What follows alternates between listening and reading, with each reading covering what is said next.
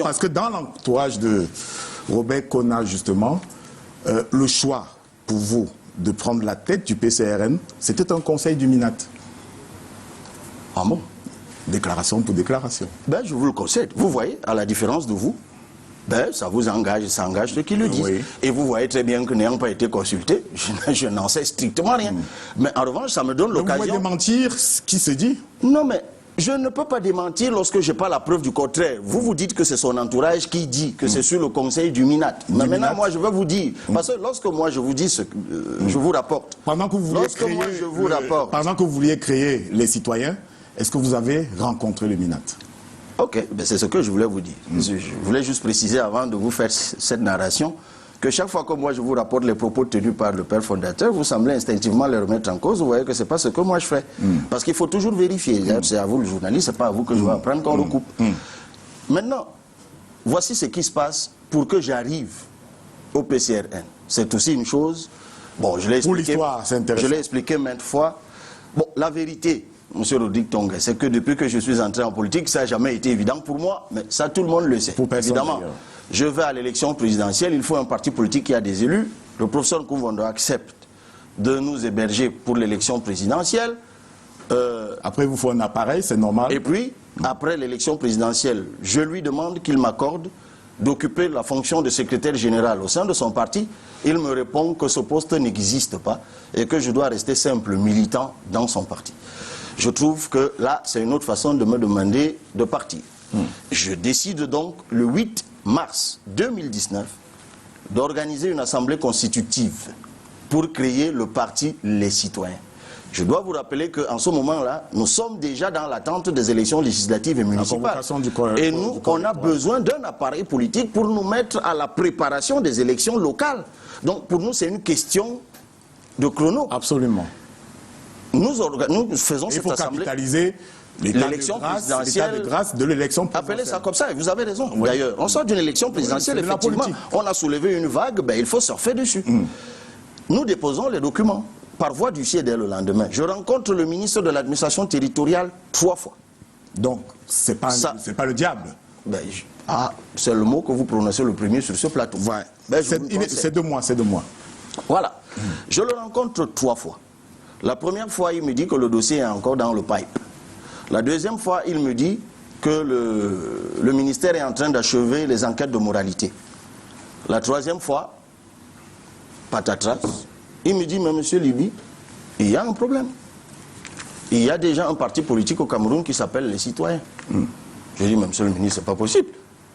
Non seulement nous avons vérifié dans le site internet du ministère, où il y a la liste de tous les partis politiques, nous avons pris la peine d'aller au service des partis politiques pour avoir le listing papier de tous les partis politiques. Nulle part, il n'y a un parti politique qui s'appelle Les Citoyens. Et il me fait une réponse laconique à l'époque qui a tout son sens. Il me dit, mais monsieur Luby, moi je suis... Et vous insistez sur les citoyens parce que vous étiez à la tête de 12 millions de citoyens qui... Ben nous, 11 millions, 11 millions. Mais peut-être qu'on est passé à 12 entre-temps. Et c'est pour ça que nous voulons rester sur les citoyens. Et puis d'ailleurs, idéologiquement, nous, on a construit notre bataille politique autour de la citoyenneté. On va peut-être y revenir tout à l'heure. Donc, je lui dis, monsieur le ministre, ce que vous dites n'est pas vrai. Bon, ok. Eh bien, je lui concède cela. Je lui dis, ben, dans ce cas, comme les enquêtes de moralité ont déjà été faites sur les noms des personnes qui y figurent, comme le dossier a déjà été fait, a parcouru toutes les étapes administratives, est-ce que je peux simplement changer de nom tout de suite? Il me dit, non, non, non, non, non. Vous reprenez à zéro. Donc vous repartez chez le gouverneur. Et puis je me dis, mais c'est pas possible. Ça veut dire qu'on court encore le risque de 3 mois. Parce que c'est au bout de 3 mois. Un peu avant l'échéance des 3 mois. Parce que quand ça fait 3 mois, ça devient automatiquement légal. Silence de l'administration valant acceptation. Bon, en fait, prise d'acte. Vous pouvez candidater avec ça, avec ce bien sûr, bien sûr. Le cas du parti Jouvence pour la même élection, pour les mêmes élections. Je suis totalement d'accord avec vous. Oui. C'est possible, mais vous parlez vraiment en journaliste. Parce que si vous aviez fait le terrain... Vous avez cité le cas de Jouvence. Mais je vous rappelle que si Jouvence a fait une liste en 2020... À soi. C'était avec au moins le tiers de mes militants. Voilà. Non, je veux dire que c'est possible. Je ne dis pas non. Voilà. Ben, vous me parlez de Jouvence avec répétition. Bertrand, c'est pas à vous que je dirais comment je connais Bertrand Valette Bessala. Donc, nous disons non. Dans ces affaires, il faut le papier. Parce que nous, on connaît le terrain. Chaque fois que vous allez sur le terrain, vous déclarez des réunions. D'ailleurs, la suite nous donnera raison. Finalement, je partage mes déboires dans une émission télé. Et je crois d'ailleurs que c'était ici M. Chip Kyo Michael, rédacteur en chef qui m'avait reçu dans ce studio même.